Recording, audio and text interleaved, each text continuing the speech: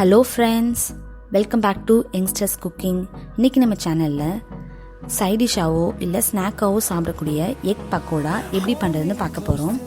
ஒரு மிக்சிங் பவுலில் சின்ன சின்னதாக கட் பண்ண 4 முட்டையோட வெள்ளைக்கரு, சின்ன சின்னதாக கட் பண்ண ஒரு பெரிய வெங்காயம், குட்டி குட்டியாக நறுக்கின 2 பச்சை மிளகாய், சின்ன சின்னதாக நறுக்கின புதினா கொத்தமல்லி. உங்களுக்கு ஃப்ளேவர் பிடிக்கும்னா இன்னும் அதிகமாக கூட சேர்த்துக்கலாம்.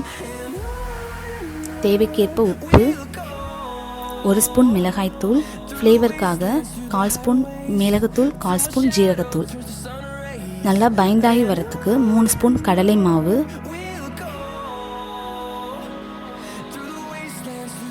பக்கோடா நல்லா கிறிஸ்பாக வரத்துக்கு 1லேருந்து 1.5 ஸ்பூன் அரிசி மாவு. இப்போ எல்லாம் சேர்த்தாச்சு. இப்போ நல்லா கலந்து விட்டுக்கலாம்.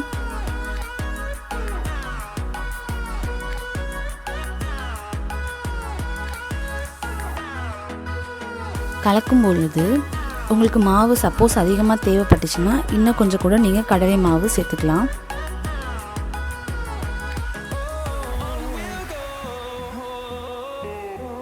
கொஞ்சம் போல் ஃபுட் கலர் சேர்த்துட்டு நல்லா மிக்ஸ் பண்ணிக்கோங்க. பிரைட்டாக இருக்கும். இப்போ கொஞ்சம் கொஞ்சமாக தண்ணி சேர்த்து ஒரு பக்கோடா பதத்துக்கு பிசைஞ்சு எடுத்துக்கலாம்.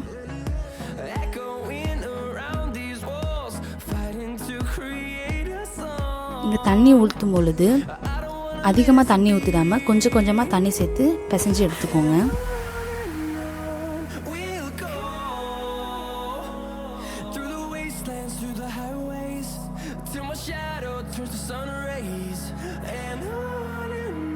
இப்போ பார்த்தீங்கன்னா மாவு ரெடியாக இருக்குது. இப்போ பக்கோடா பொரிச்சு எடுத்துக்க போகிறோம். எண்ணெய் நல்லா சூடானதும் கொஞ்சம் மீடியம் ஃப்ளேமில் வச்சு சின்ன சின்ன பால்ஸாக ஆயிலில் போட்டுக்கலாம்.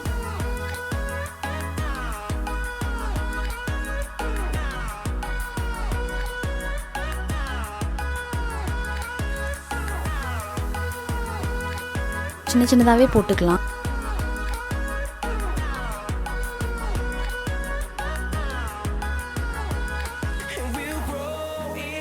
ஒரு பேட்ச் ஃபுல்லாக போட்டதும் ஒரு 5 செகண்ட்ஸ் ரெஸ்ட் கொடுத்துட்டு அதுக்கப்புறமா நம்ம திருப்பி விட்டுக்கலாம்.